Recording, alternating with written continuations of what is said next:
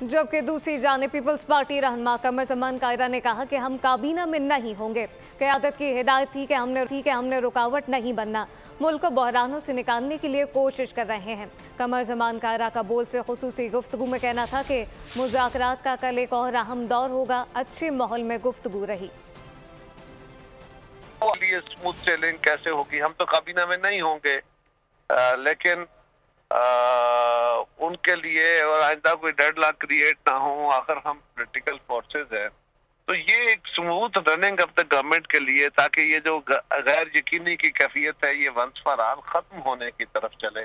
कोई हमारी तरफ से ऐसी रुकावट नहीं होनी चाहिए। हमारा जाते हुए हमारी क़यादत की हमें हदायत थी कि हमने किसी किस्म की रुकावट नहीं बनना, बल्कि रास्ते पैदा करने हैं कि हम कॉपरेशन के साथ मुल्क को इन बहरानों से निकाल सकें।